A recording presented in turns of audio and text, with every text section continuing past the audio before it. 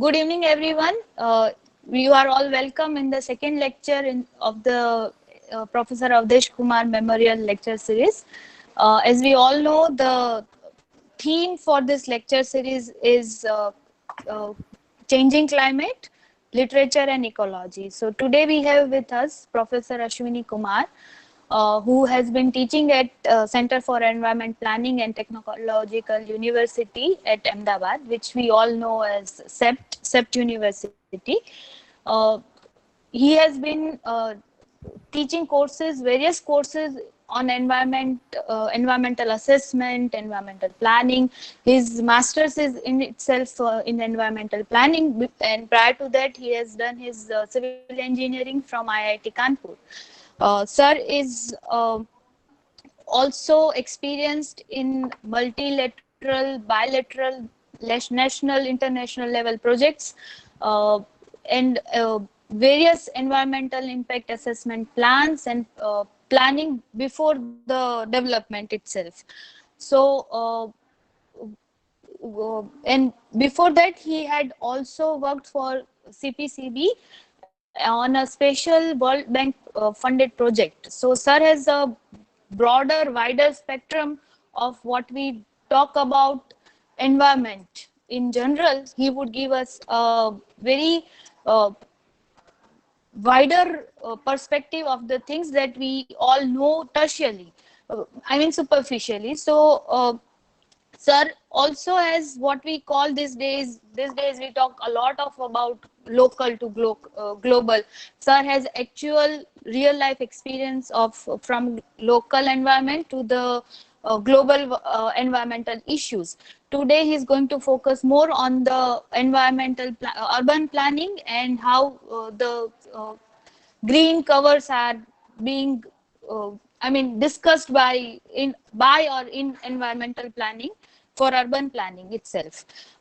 In our literature field, we talk about environment and cities in terms of very nostalgic manner. We talk about it in a lamenting manner, but we also need to know what are the real implication, real life issues that are related with the concerns of development and how environment and the development come into conflict.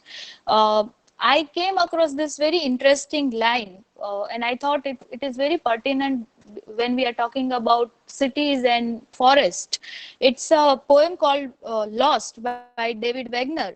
He says, if you leave it, you may come back again, saying here, no two trees are the same to raven, no two branches are the same to wren. If what a tree or bush does is lost on you, you are surely lost. I would request sir with this to take over and address all of us. Thank you, sir. Welcome, sir. Before we begin, sir, just a second. I would request all the participants to please turn off their mic and turn off their video so that the sound and audio and visual quality of this video is enhanced at your end. And secondly, if you would pin the speaker, then you would see the speaker on the screen. So this issue of others coming on your screen would be resolved. Thank you. Welcome, sir. Yeah. Thank you, Bhakti, and Mr. Mukherjee, and all the fellow colleagues, teachers, and professors, students, researchers. Thanks to all of you for being uh, here and giving me chance to share my experience, share my thoughts about a topic which is on healthy cities, linking urban planning with green spaces. As Bhakti has mentioned, that forest and the green spaces occupies a very special place in our mind, in our thought, emotions, and also in our overall activity and the culture. Uh, I, I would like to just put upfront that my presentation is actually a kind of slightly towards a planning presentation. When I was talking to Bhakti about what I should present and what is expected, so it could have been a very nice, and I was in fact was very keen that if somebody is able to link literature and the environment in a core sense, and I have a keen interest in doing that, but it was not a time that I should do it. And Bhakti has requested that whatever is a different domains, knowledge is there. That is also good to know from the different people's perspective, and that's how I bring in the other perspective of green, other perspective of the environment. And being from the domain of urban planner, I thought that this may be a kind of topic where I can do some justice on this particular topic.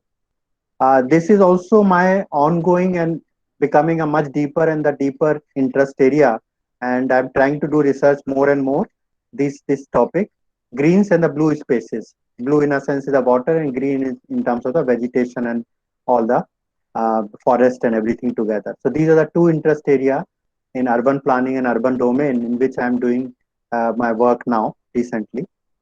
And looking into the urban sustainability, these becomes two of the core aspects where we have to focus. So I will share my presentation now, and uh, just a minute.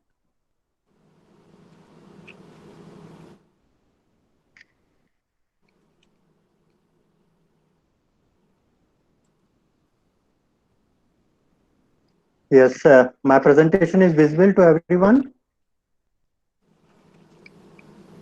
Yes, sir. We can see it. Yeah. So Yeah. first, I will thank formally Alumni Association and Department of English and CLS, Saurashtra University, for giving me chance to present my thought on a topic of healthy cities, linking urban planning and green spaces. As we all understand that urban planning is a kind of domain which leads and which set path for the future of the cities. If the planning is done rightly and planning is done with a long-term vision, it leads to a lot of benefits. And we have several cities which are surviving and which are thriving for last hundreds of the year. On the other side, if urban planning has missed out certain points, and then I think it also becomes a kind of lost city. And we have seen the city which are totally destroyed or abandoned in this aspect. For example, the Fatehpur Sikri, where it was planned, but then it was left uninhabited because of issues related to water. Water was not available.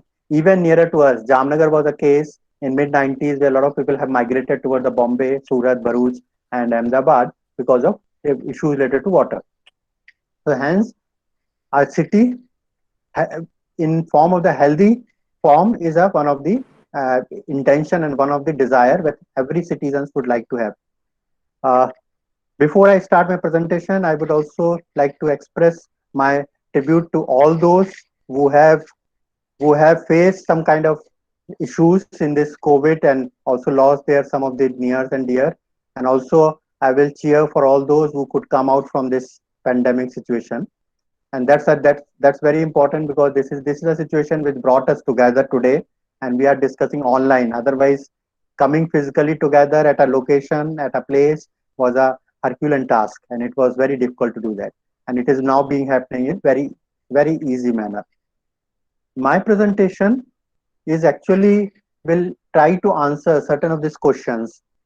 First, to understand what exactly the healthy cities are and how do we conceptualize the healthy cities? How do we relate it to the health? Or is it something beyond the health, or is it only the health point? And why the healthy cities are important? Why we should adopt and why should we should try that our cities becomes healthy? And if we try to make it healthy cities, what exactly ingredients? How do we conceptualize a different components of a healthy cities which may be needed?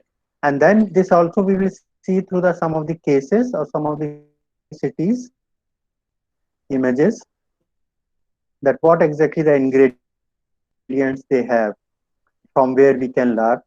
Then we will also see some of the initiatives, recent one, maybe old one, which government has taken, which may not be directly addressing or you can say setting the path for healthy cities, but it is contributing somewhere or the other. Then we will also see that what are the urban planning opportunities, or if we do urban planning, what are the key indicators and aspects we should keep in our mind so that cities becomes healthy and especially the green spaces in the cities are accommodated. And then we will see certain guidelines available which talks about the healthy cities, and finally in terms of healthy cities what are the pathways, what should be the way forward, or what should be the way our city can be transition to become a healthy cities. Now, if we say health, healthy cities name itself drawn from the health. Health is a state of complete physical, mental, social well-being, and not merely the absence of disease or infirmity. This is definition in 1960s given by the World Health Organization. And this is important because most of the time, what we understand, if I don't have a disease today, if there is no deformity in my body, everything is fine, then I am healthy.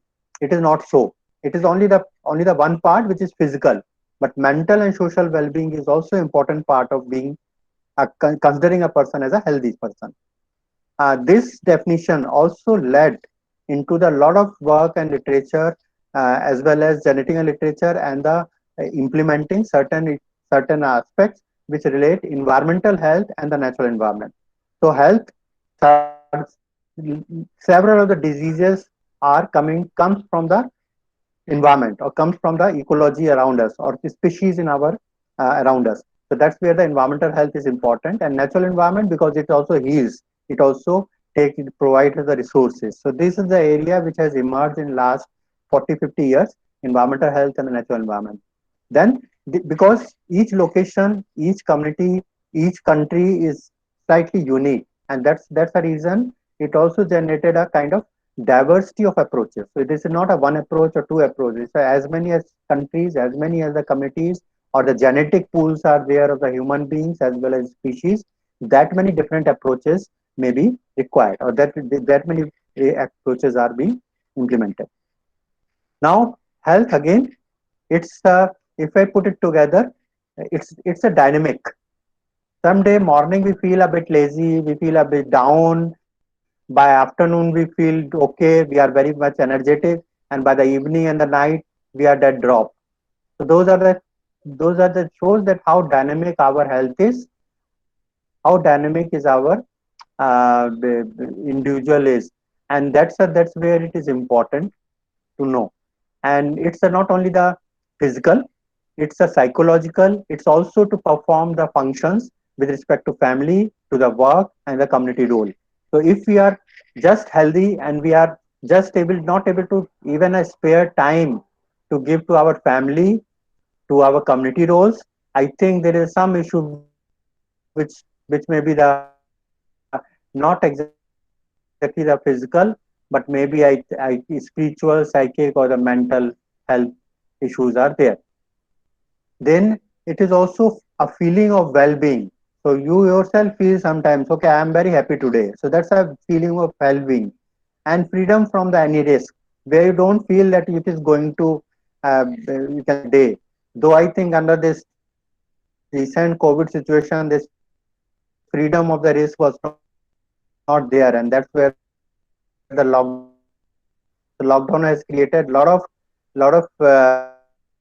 restriction on this well-being feeling of people in psychological level, psychic, spiritual, and the mental levels. That's a lot of difficulties people are facing, and defined healthy cities, it defined the healthy cities as a place that for the people and for the planet is deliver for the people that citizens are first.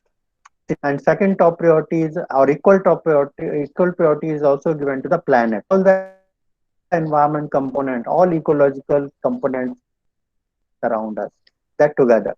So it highest most priority to the people and the planet, all both together. And with the whole of the society. So they are not like a autocratic, they are not like a administrative persons or the politicians who are issuing. Another aspect we have seen in lockdown situation, there were a lot of orders were coming without community issues or community problems. So that's, I think, something is that healthy interaction between the government and the people. So that's a whole society encouraging in a pursuit of the peace and prosperity. So we'll come to the meanings of the, but it says that participation of all communities are sought from perspective.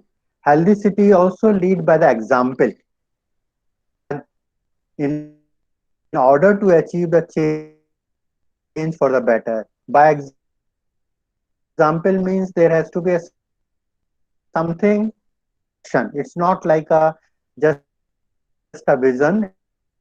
It's not like a just a document report. It's demonstration of the vision, demonstration of the intention of the government, and this all together is called as a six P's. So it is given under the peace and the people. So peace and the people are further elaborated, or you can say detailed out all the six components. It goes like this. Once it says people, it adopts the human approach to development. It is not only the economic development. Development is not the physical development. It takes a human approach.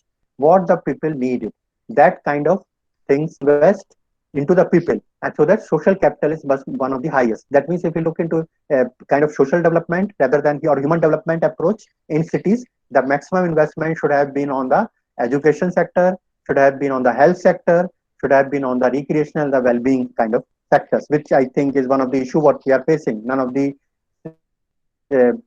government hospital or none of the private hospital are equipped with the sufficiency to take care of the present situation, or even I think flexibility to take care of that. So this is what we are saying, that investing in a human and the social capital is very important. So that's the reason people will be integrated. They feel integrated. There's a trust between the government and the people. I think this trust level was a bit low, although I think there were a lot of force. That's a government has to force a lot of regulations on the people, and trust level was also there to certain level. And whatever events we have seen under the Shri Narendra Modi's leadership about the lighting the lamp, this is actually to building the trust. So this is where the importance of those events were. Similarly, the participation. Participation of the people is not only to listen them, not only to just to talk to them.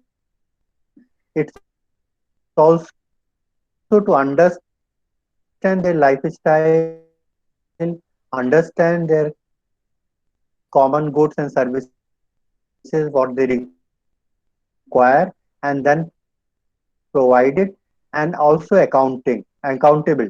The people are also accountable. They are also part of the governance.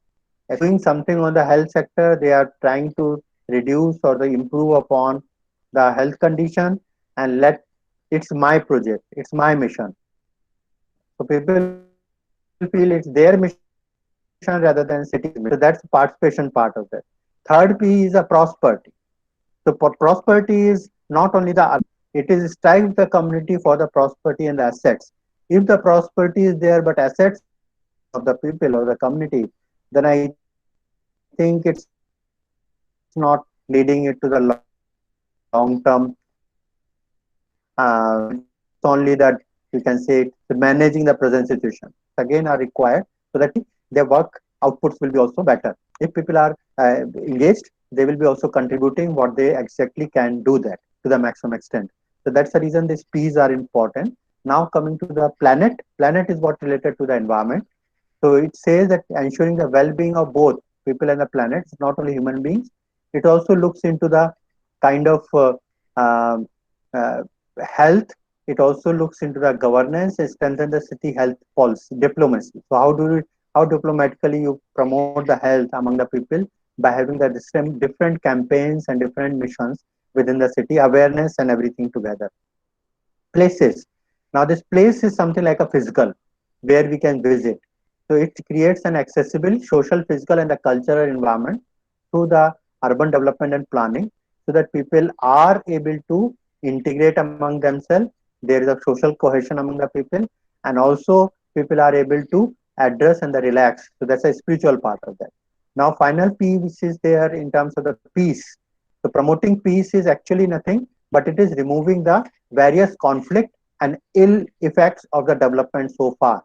So we see in terms of the prioritizing the social justice, also in terms of including the institutions, governance, and the architecture, and also in terms of removing the barriers such as corruption, so that people are able to promote themselves better and better. Now this circle, what circle you see on the right side, which has a 6P on the outermost part. If you go to the next inner one, which is also important, it talks about the sustainable development, urban development, social development, human development, and the economic development. So it's all kind of development together is what it talks about, and they are also linked to some on the outer circle. Then what we discuss generally is the equity and also the governance. So equity in terms of the we can distribute among the people rightly, and governance we are able to regulate and we are able to create a ownership and participation from the people. That's where the health and the well-being is achieved in that sense. This diagram, WHO has given this diagram. What I try to do in this diagram is try to fit into kind of our concept, which is on the healthy cities. So I will come to that one. WHO also has given the formal launch of the program way back in 80s, late 80s and early 90s, which is on the WHO Healthy Cities. A program framework was placed, and presently there is a seventh phase which is going on right now. So every 5 years there is a one phase, and this phase is currently on. It is called as a implementation framework for the phase 7 WHO European Healthy Cities Network. So there are 100 of the cities which are healthy cities network. We learn from each other and implement the policies after learning and seeing the effect from each other. Coming back to bit in terms of the human health and how does it has got metaphorized in terms of the healthy cities. The earliest one in terms of urban metabolism theory or somehow to understand human body in terms of the cities and the other objects was brought in by the Leonardo da Vinci, and he has created the Vitruvian Man. That's I think is shown on the right side, top one. So Vitruvian Man, this shows the scale of the human and also the different directions of its action and several of the objects which also fits into the similar concept. Another good concept which has brought in as a form of the bodies and cities. So it also links up how you can conceptualize a city as a body parts. So the way we understand our body, we can also understand a city. It is by this book was by Elizabeth Grosses, and she has tried to link in terms of cities, and these cities can be compared as a social bodies. They can be compared as a monsters, devouring souls and the nature. So sometimes we have a very bad situation around us. That's a monster situation. Probably I think today also it's a monster situation. Animal recovering from the bowels meted out to them. That means it is like a healing. So cities, some cities, if you visit, you feel a healing kind of thing. And some of the organisms growing with a limit and the logic. So there is a kind of growth in a city, but within the limit and the logic. Right side, if you see a human body with all kind of body parts, we have brain, lungs, we have heart, we have intestine, small and big. We have liver, and we have also important the kidneys. Not all, but major one of them. We also have a veins, and we also have a bones and flesh.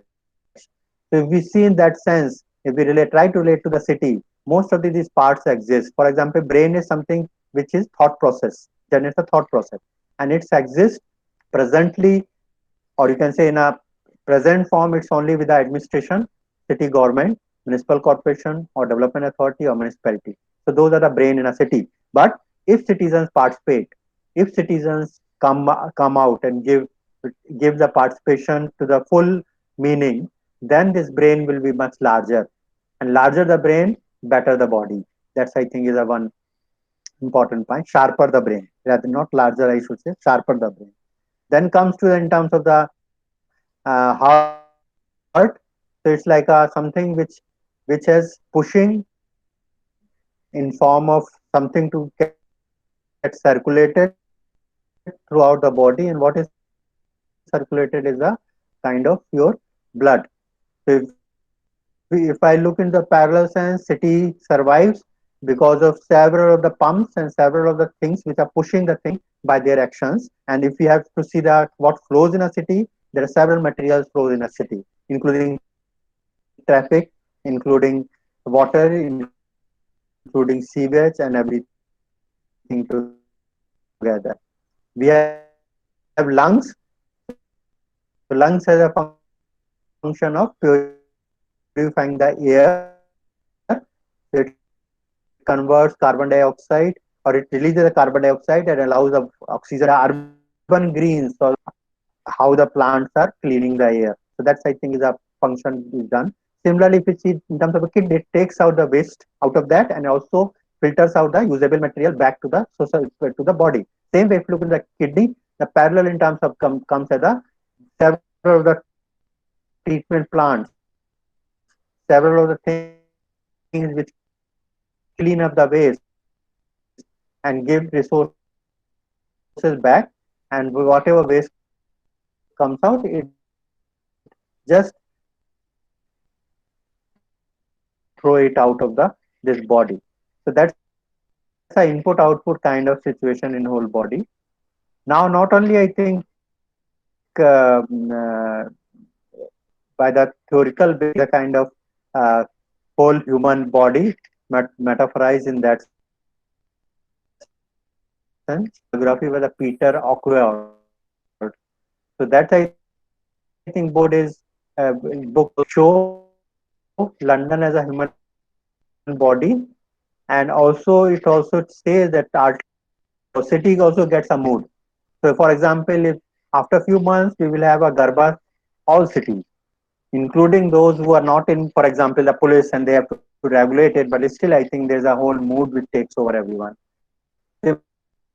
Similarly, the other city like Venice and Paris also have been conceptualized as a human body. So there is a lot of parallels which goes between the city and the human body, the way they function. That's the one I have done. This slide I will quickly tell because there is a lot many other slides are there. So as we see in terms of cities are vulnerable, in the same way cities are also vulnerable. Human bodies are vulnerable to the external pressures, and same way cities are also risk temperature which is coming from the climate change, or something, for example, flood in terms of if the cities are having a lot of waste generated, not taken care of, air quality is not good. Taking into the concept of WHO and try to fit into the certain concept we use day in day out, or we talk in day in day out. So these 4 or 5 concepts which are somewhat related to, I will not say each one of them is entirely different. They are also having their own uniqueness. So these you must have heard these all terms like a eco city we talk about. Sometimes we talk about a green city. Sometimes we talk about the livable city, a smart city. And now what I'm saying is a healthy city. So what? How do they relate to? So we see healthy city with a 6 P's. What we have seen, they encompass actually a lot of other things together. However, if we see each of the other typology of the city has a major focus on a certain area, but they are a intermittent or interlinking area. For example, if the green city, it focus on the maximizing the vegetation, making the clean and green environment, and hence lead it to the sustainable development, which is shown on the in front of this green city text itself. Similarly, if we what we are talking about these days is a smart city. So it's on the efficiency where everybody is happy to live. That means quality of life, and the peoples we have a lot of heritage, lot of things which goes at a livelihood, and that is also taken care of. Now what I will do that I will come down to the my focus area which is on the healthy city. So what these are. So before I go into the kind of theoretical, or you can say practice way what we think in planning, urban planning domain better. Some of certainly this list is not exhaustive. It's only the of the Indian cities, so that you can understand. Okay, there's a special component about in the healthy cities, which is what I'm trying to link today. So what you see on the slide is a city of Amsterdam. I have taken a Google map on the right side of it, and there is a small patch in the heart of the city, which is appears to be green. So I try to find out what is thing is, and it is a kind of forest. It's called as a Amsterdam. It's Amsterdam forest. Can somebody tell? Can you see my cursor? Hello, Yes, sir, we can see. anyone? Cursor you can see which is Yes, moving. yes, sir. Okay. Okay. Okay. Good. Great. So what is happening? This place which is here at a center. So this is a kind of large scale. So if you see the scale is quite large as compared to the city, which is spread like this all around. And this particular place has a uniqueness that Netherlands, half of the this is in Netherlands and half of the country is below the sea level. So what you see is actually this is lower area which is sometimes below the sea level, and this is side we have a sea. On the left hand side there is a sea. So this whole water also this also has a port, so water comes in, and you can see a lot of these green areas. But I have not taken these green areas because these are not part of the city as of now. They are around the city, so they are giving you like your garden. But within the your own body, this particular place is what the large lungs is there of the city. They are also certainly helping to purify the air because a lot of greens are around. But this was is important. It's a large chunk of the area, and they have maintained. So this is these kind of spaces which can be easily identifiable and also are of the good quality of forest. So if you see on the picture, it's a good quality of forest linked with the water bodies as well. And this is called as generally city level greens or city greens as such. So they generally are around the river or the lakeside. In case of Netherlands, they are around the canals. So there are a lot of canals which goes. So there are a lot of canals, smaller canals, which also have a green area. And some places they are the naturally low lying areas. So this is what we get a some kind of thumb rule in that case. So the city level greens are possible along the river, around the river, low lying areas, or the canals, or the lakes, because these are the associated land use. But it is not only the city level things are important, it is also important to see the things at our own scale.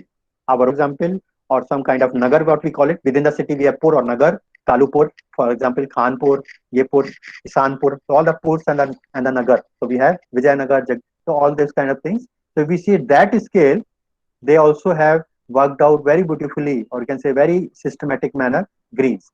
So you see as many houses, that many trees, or even more than that. So there are a lot of trees are. So it is. So previous slide shows at the city level. This slide shows at the neighborhood level. So you can see a lot of greens are around, and this is also linked in terms of the local park. So this Frank Frankdale Park is a very small park somewhere here. So it is not visible, but it is very small on the map. But still, it's a large enough. So if you see that park, it's a large park. Even the smaller stream, it's like a nala which generally passes behind our houses. They are also having a lot of greens, natural greens. So all around that is a green, and that's the reason it's a kind of, I call it as a neighborhood or the sector level greens. So this can be around the roads. So you see in this picture along the roads, it's happening along the parking. So there are parking below this trees that happens. This is along the streams. So you see streams, the streams along the streams, canal or the buildings. So this all is the buildings. So this neighborhood sector level greens happens around this kind of area.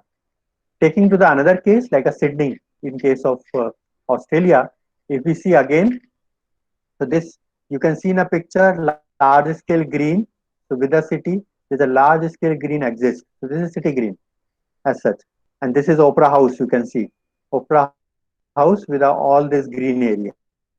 So this is again a city level green, which is along the coast, which is also the naturally low lying area because this is just next to the river. So actually this probably was a kind of floodplain which has such.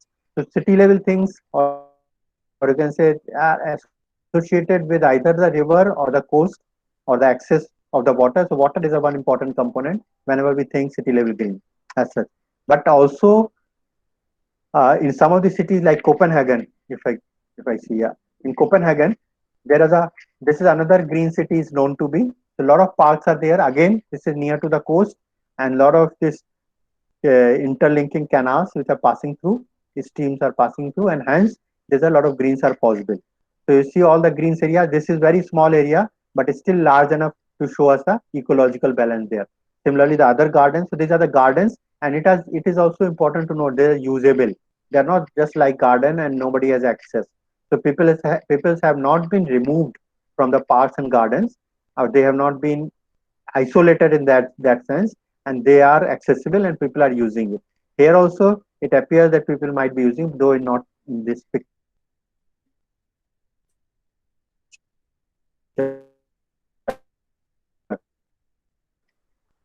Coming back to our own cities, Indian cities, large green spaces. One of the green space, which is very large area, known as a Delhi Ridge. So it's, I think, last extension of the Shivalik Hill, which comes up to this place, and exploring it or expanding it further shows its large, the with also the kind of prominent axis of the city. Starting just behind that is the Rashtrapati Bhavan, and all that India Gate area starts from here. So that's how the whole ridge is located. And it's important is the biodiversity is also important in terms of production. This also is the lungs of the city as such. But not only this one, if we see there are a lot of many places around the river Yamuna and some of these streams which are also green. Another green area which is on the southern part of the city, which is on the Vasant the JNU university, if you have been around. So this is what is another big green area. So these areas are in a private or institutional setup, but they are also green enough. So this is another character. The kind of land use one can plan are the best choice. So if you place an institution, they keep them as a green to the extent possible. Yeah, and the other ways you protect it totally and give as a reserved form. So this is separate jurisdiction. There is a given to some better, or you can say non-conflicting land uses in our urban planning terms. Another two areas, if we see, there is a in the northern part, Wazirabad. So there is another area which also is near to the university area. So that's a kind of green area. Similarly, the Tughlakabad around, there is a certain more green areas. So what I'm trying to show is, though I think we from outside we understand Delhi as a city which lacks green, but what I'm trying to show, it still has lot many greens which, if preserved and conserved, it can do a lot of benefit. So instead of saying that we don't have green, there are greens which can be strengthened, which can be improved upon, and there are spaces where more greens can be developed rather than looking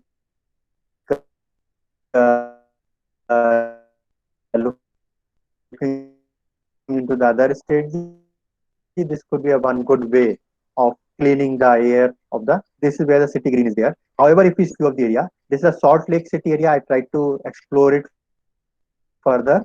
So that's a well-designed planned area. So it does not have any it's a major green, but all along the road probably there is a greener setup has been done. So it's a like a kind of neighborhood greens, not a city level green, which I think is still need to be developed in long run. Complete on the northern side there is a Shivalik Hills or Lower Himalaya starts from this place, and that's where it ends. We have a lake here just next to the Chandigarh, and we have a river passing through there also. So that's what is the setup, and we have all the grid iron pattern here. Now it's important because this is a city which has been directly metaphorized as a human body by its planner itself. So it was designed by the Le Corbusier, and immediately after the independence, and it was exactly conceptualized as a form of human body. So head means where the thinkers sit. So that's a capital complex or sector one of the city. Heart means where the things are most, you can say, most happening in that, and very crucial, that's a sector 17, which has a market which is also pushing a lot of material in and out, selling. And lungs, where is a not exactly it's like a city park, but every place there is a sufficient greenery has been generated. So if you see, that's how it has been done. So lungs are not lungs as a one part, it has been distributed all across. Then we have a cultural intellect, and we have a circulatory system, which is networks of the road. There were 7 different hierarchy of the roads have been designed. Now eighth hierarchy, which have been added recently, couple of years back, is on the bicycle tracks. Also have been added. And now something on the productive side of that, that's a industrial area where where the where things thrives. So if we see in terms of uh, kind of overall human spirit, it's a living body because of residential sectors. It's a working because of a lot of government offices, city center, educational zones are functioning there. Care of the body and spirit is done by having the leisure of the valley, gardens, sector, and open country yard, etc. Circulatory systems, there are different hierarchy of the roads and the path. So that's how the human body functions have been also accommodated as a part of planning, and that's what is a Chandigarh is one, because it's a better documented and better planned city. Similarly, another planned city, what we say near to us, is Gandhinagar. Here again, you can see the gridiron pattern within the certain domain. Here I tried to look into zoom in, and we found that two great green areas. One of them is the Endodra Park, an area around that, and second one is behind the Secretariat up to the river Sabarmati. So these both areas are uh, quite large and can function or are already functioning as a city greens as such. They are the present and the future lungs of the city, which need to be conserved and protected for the all the things. Though I think city also have many trees, or you can say a lot of trees along the roads, and hence that is an additional benefit of the city where it is a lot of uh, trees are there. I would like to also highlight the south, down south, Bangalore. Bangalore also, if you, although I think larger context, you don't see much larger green areas, but if you expand it, you will find one such area is also in terms of, you can say, Kaban Park area, and also in terms of the Kormangala area, the two of the areas where there large park exists. And also, if you see the texture and the trees around, they are all going in. So these are the areas. But if you see the this areas and the certain other areas, it is totally built up. So it's a mix of the city, which is earlier one and the new one. In a sense, with recent development, it is all choked up in that sense now. Pune, here we have again Oshok Park area, which serves as a kind of city lungs and city greens. But if we see in terms of the old city, or you can say where the stations and the area around, we don't have any lungs or we don't have any large area, but all the greens are distributed along the streets and the roads. So that's how it was be adjusted in that case. Bhopal, we all know there is a lake, and that provides a kind of uh, uh, place linked to that as a one of the green area. And also I think some other places also have opportunity to be developed as a green area around that. They already have these facilities. Trivandrum I brought in because of special reason, and we know that Kerala has a lot of greenery, but a special thing to note here, we don't have city. We, cities which is extending as a village, continuous one, you can see the spread which is going. So there is no prominent structure. Like if you go to the previous slides, you will find within the city there is a prominent structures or prominent places comes in like this one. As compared to this, Trivandrum is totally organic grown. So you will see all the things have grown, but still it has accommodating and is providing the places for the greens. So there's a city level greens are possible, and also the natural areas which are preserved as a green. So why I'm trying to show all these maps to you is to highlight the cities have a potential in whatever form. If the space is available, there's a city level. If spaces are not available, then that can be accommodated also as a along the street, along the canals, along the water bodies, along the rivers, and whichever is the areas which are not being used. So that's I think something important, because most of the time people say I don't have land. Cities say I don't have land for the forest, but forest doesn't mean you have a forest as a full area. You can develop it along the roads. You develop it around the any other thing. So that's important. Now there are why we need a healthy cities or the green cities. there are two important things which we need to address. Some of the factors which are internal part of the city, it is coming within the city, it is generated within the city, or it is generated by the demand of the city. Here I have shown two of the different pictures. The left picture is of the Kaban Park, Bangalore, which I have just shown you. The upper one, you can see that biodiversity, you can see its greenness all around. That's one. And if you see on the right side, it is Hyde Park on the London. So if you see the scale, Hyde Park, it's also is a kind of managed, we can say, space, which also has a lot of greens. So there's a large chunk of the lands can be reserved easily for the lungs and this kind of green areas. The reason is because now cities are uh, not so small or not limited. They have become such a huge one that one or two such lungs doesn't work it. Or such one or two such green areas are not sufficient. So we have to approach to distribute it of the equal amount of equal size of these parks to the other part of the city. So whenever urban planning is being done, such areas are identified and then parks are developed of such a huge scale that is needed. Otherwise, if you see even I think these cities itself, if you see the Bangalore, I will just go back to highlight. So if you see other than that, this is all is a new area. So there's no nothing is there. It's totally concrete jungle if you go today. So this all is a new area, concrete jungle. If you go to any other cities, the same situation will find. So if it is there, if you go to the outside area, wherever the concentration is coming, they all are becoming more and more concrete. And that's I think is a dangerous situation or unhealthy situation for the future. May not be present, but future it can be difficult. It's not only in terms of the air, it also generates a heat island effect because if there's all concrete, it also raises the temperature of the concrete throughout the day. And then night time, it also doesn't reduce the temperature back to the normal position.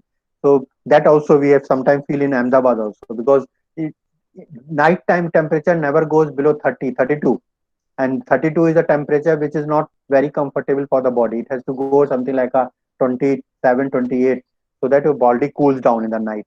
And before it cools down, the morning starts, and then you have again sun, where it temperature rises to the 35, 38. So you don't get, you are not able to, our body is not able to touch the lowest most temperature which is needed to cool it off during the night time.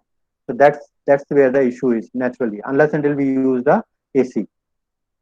So this is a large scale if you see parks, but it's not necessarily that opportunity. So there's a neighborhood or behind your backyard. So this is a backyard kitchen kind of situation, which also is possible to generate a lot of food, fruits, vegetable, as well as greens. So this is very small scale, but yes, it also generates some kind of positiveness and the spiritual value all around us. There are other internal factor why we need a green because of to balance it out because we are polluting or we are generating a lot of emissions, whether it is air, whether it is water, whether it is consuming of the energy. So in order to balance, in order to give it back and in order to maintain it, we need lot many green areas and lot many environmental resources to be conserved if we want to look into the short term. If we look into the external factors which comes from outside of a city, even the climate change, even at a something like a water footprints which are increasing, and we don't have water available. Now most of the cities are getting water from 100 kilometers away, so we need to conserve water as well as your vegetation. Vegetation and water both go together. So if we try to conserve the vegetation, water conservation comes in, and if we want to conserve the water, the vegetation also need to be conserved so that water is sent into the down into the ground rather than just flowing or stagnated at a location. Now coming this to the final part of my, or you can say important part of my presentation, which is on what exactly the healthy urban planning or healthy and green spaces linking them. That exactly is the core. So if we see WHO again coming back, they actually have defined a term as a healthy urban planning. Though I was surprised to know that such kind of thing there is a such term by the WHO, and then I think most of the places we don't know what these principles are. So there's a 12 objectives which they have placed. So if we have just read the bold letters which I have just highlighted. So it's a healthy lifestyle, social cohesion, good quality of housing. All these are linked to the green. So healthy lifestyle is only possible, and it says the regular exercise when we have a green, when we have a park, when we have a forest. Social cohesion Park, forest, greens provide you places where people can sit and have a chit chat. So that's a social cohesion. If we don't talk to the people, we don't understand them, and we feel that everyone is not in favor of you, and they are different. You are different. Good quality of housing cannot be conceptualized without a green, without a tree. I, and then good quality of facility like educational, cultural, and leisure. This all need a greens around us. So the campuses which we appreciate, and the campuses which we vie for. Okay, this is a campus I should be. They all are having the good greens and good vegetation cover and good built environment. Food production, as I mentioned, yes, that the empty areas, idle areas can be also used for producing the food and vegetable, and that's why you get a good quality of food yourself. Then also, when our children are more associated to the nature, their overall social development will be better, and that's where we are investing them learning from the nature. That's what exactly I was highlighting, that these days with the IT, that a lot of students and kids can see the online pictures of various animal, but they will never see those animals probably in real life, moving animals. So that's where the difficulty is. That attractive environment and where the noise level is controlled, and good air quality. These are the two immediate benefits from the greens. Good quality green spaces improves. Water quality is also improves when there is a vegetation, because vegetation, there is a special kind of plan and it's easily conceptualized very normally. So what we understand in terms of understanding greens and city, that's a regional green between the city and the region. Then there's a city level green. We have seen in case of Amsterdam and even London and other places, Delhi Ridge, they are all the household level. So all level of hierarchy in green spaces need to be whatever is possible. That's a one. Second thing comes type of green spaces. So forest is one, yeah, it's a one of the best quality of the green spaces we can have.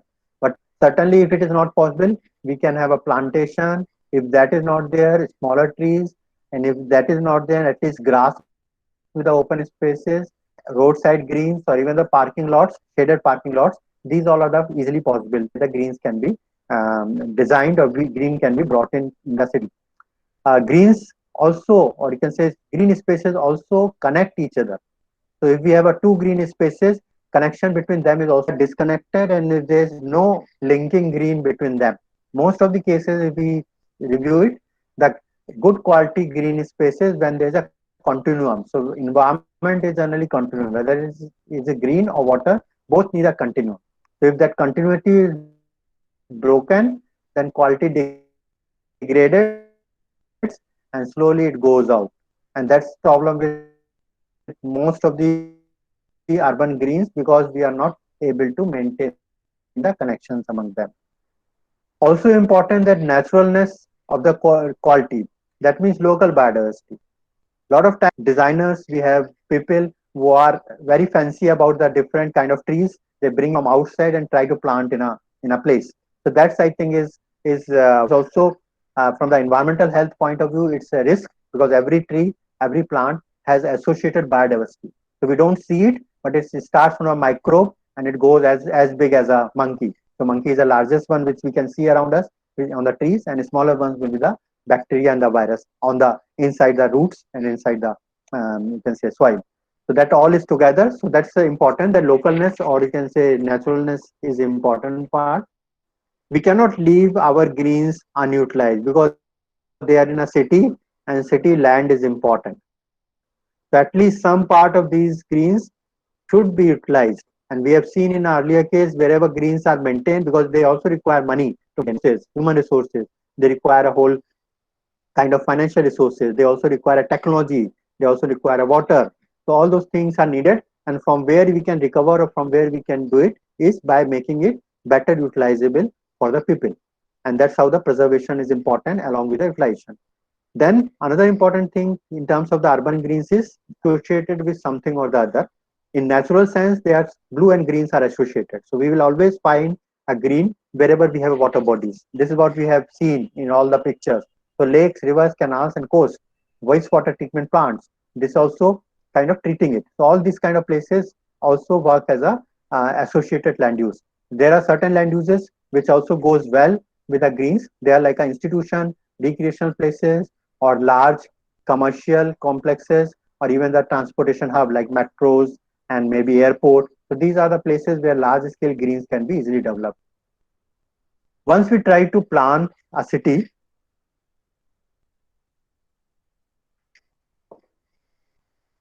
uh, and once we try to look into the how do we understand a city and what should be the norm, or what should be the standard, or what should be the kind of I should able to achieve the target.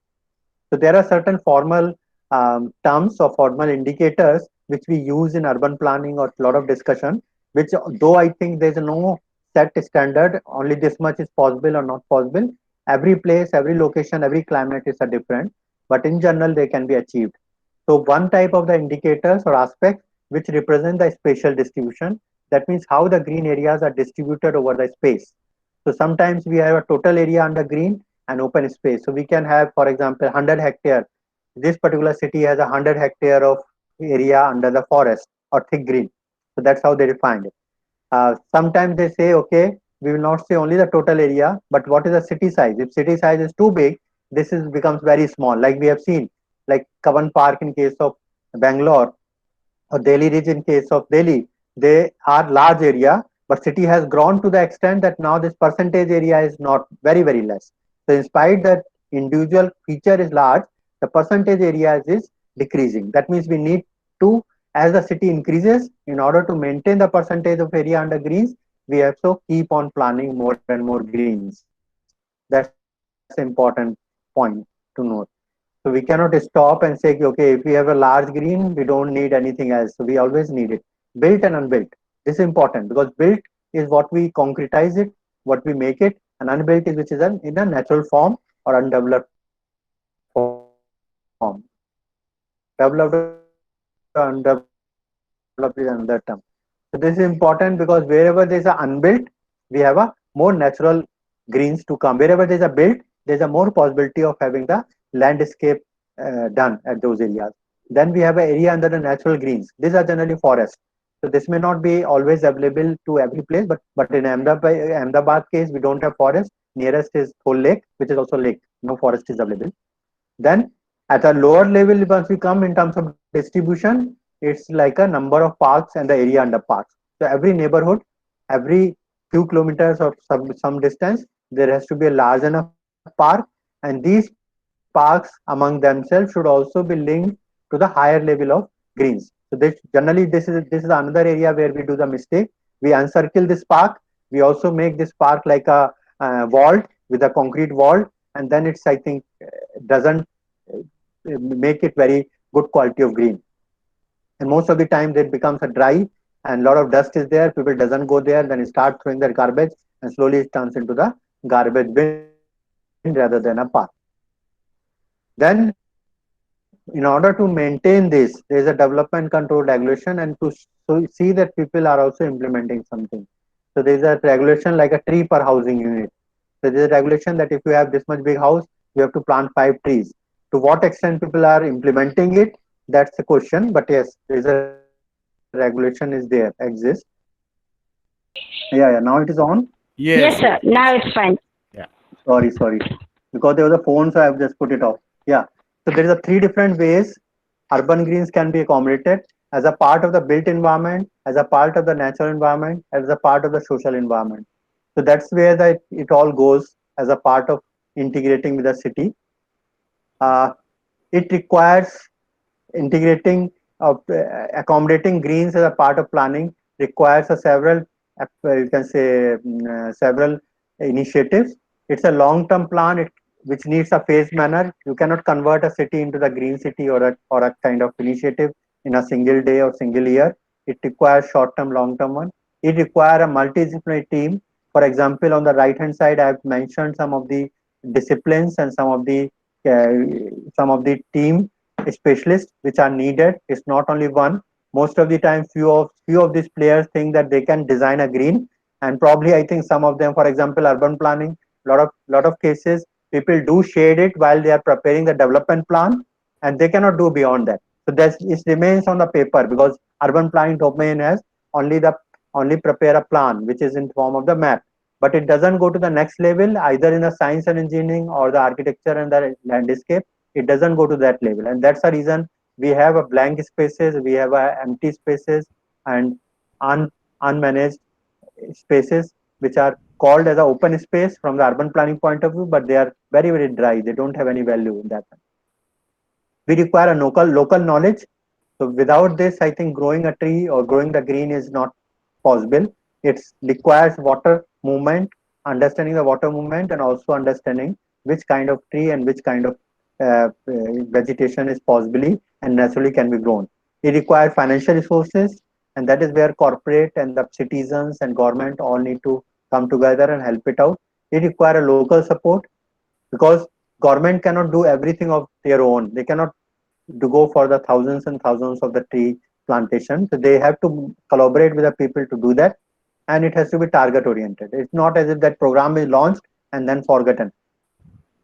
Every 5th of June, we have a World Environment Day. We go plant 10 tree and then we forget. So that's not something like that. It has to be target oriented. So every year, every month, it has to be monitored from the both point of view, the citizens as well as from the government. Both monitors and both are accountable in that sense. Then only it is possible. There are certain initiatives which has recently come. For example, Smart City, which is basically looking into the efficient infrastructure, but at the same time, it also looks into some other aspects which are, if you see here, they also looks into the waste management, water management, and also in terms of the energy management. So they are looking into some part which are making the city clean and green, but certainly they are not much on the greening and vegetation and forestry point of view, but they touch upon other aspects. Now this is a final slide. Say if the city has to be converted, or you can say has to transit to present state to the healthy cities or green city stage, there is a lot of stepwise approach which starts from visualizing and contextualizing. We cannot have a same concept which is happening in another city. We can import it. Every city has a context which starts from its natural context, ecological and environmental context, social context of the people, their priorities, economy, and everything together. So visioning has to be done together with a participation, which is second step, with a participation and consultation of all, including the citizens themselves. Based on that, we have a broad concept plan, and then the transition plan is prepared. The transition plan is including your technical, so where and how you are making the greens, which area to be converted.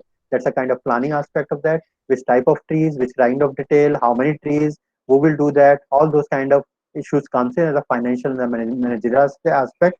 And then who will do how much, and who will provide support, to what extent, who will do monitoring. This all together makes a part of your implementation. And finally, once it is in a place, people or citizens group or citizens chartered along with the city can manage it.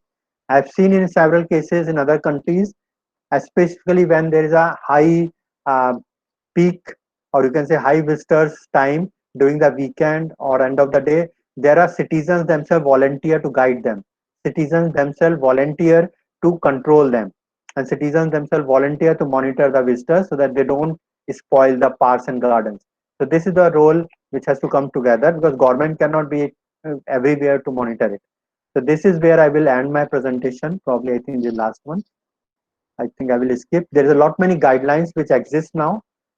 So anyone is interested can go, and all is on the internet. Whether cities are, or several of the cities are also started doing the work, and they have a quite a huge scope.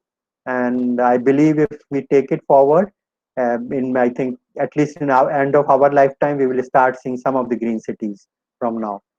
Thanks a lot. Any suggestion, feedback now, or if you note down my address, that's ashwani.ks222@gmail.com. You can send your feedback, suggestion, or even I think criticism later on. I'm open for that. Thank you for all, and also to the uh, Saurashtra University for giving me chance of my presentation. So I'm exiting the presentation, and for question answer if there is any. Yes, please. Thank you, Ashwini sir. Yes, thanks. This is Sanjay Mukherjee. Thank you very much, sir. What I think we all liked about your presentation is, especially in the case of Indian cities, you started from the positive side. You said, let us look at what is there rather than saying that there are no greens in our cities. That's a very important Yes, positive step with which we begin. yes, Um, for people in our domain, and there were many from the literary critical domains yeah, listening to you. Uh, it was very interesting about the mention of Peter Ackroyd's The Biography of London. Some of us, yes, it is quite a bulky biography, sir. yes, that's I And know.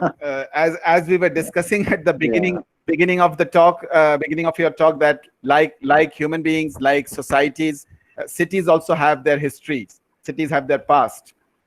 So Peter Ackroyd actually begins the life of yes, London from 54 BC, Julius Caesar's first encounter, and it comes up to, yeah, yes. City also have a genes. genes. It comes all the way. That Uh, particular sir, biography of London got published in 2001. It comes all the way up to 2000. London biography. Incidentally, students of literature would yeah, remember that Peter Ackroyd yeah, has also written the biography of important literary figures like Charles Dickens, who has spoken about London. Ashwini sir, he has recorded London in his stories, in his mm, novels. Charles Dickens is a famous author, as well as the yes, great yes, modern poet yeah, yeah, T.S. Eliot, who has recorded Munich and London in his very yes, famous yes, poem, among other cities, Munich and London, in The Wasteland. Incidentally, his poem is The Wasteland.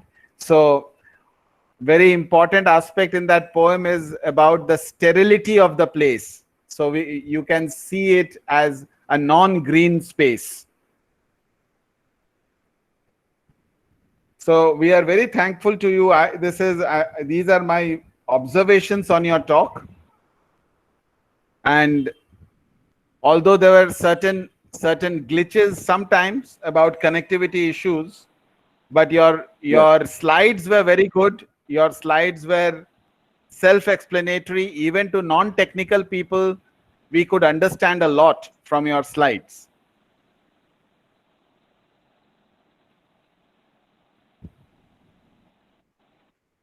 As much as possible as a first.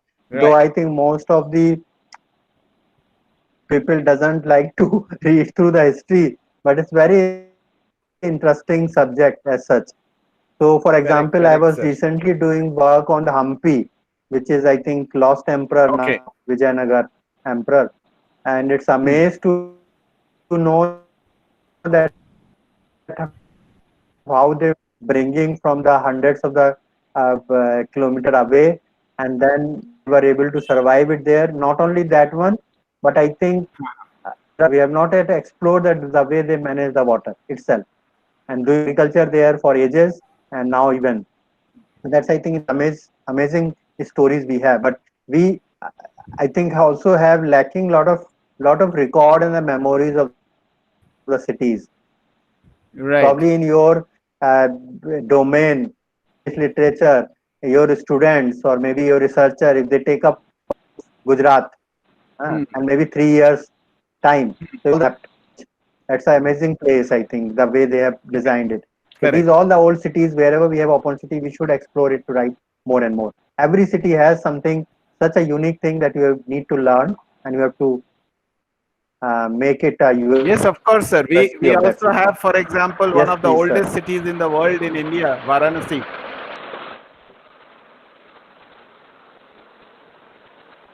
Yes. Yes. I was coming to that one only.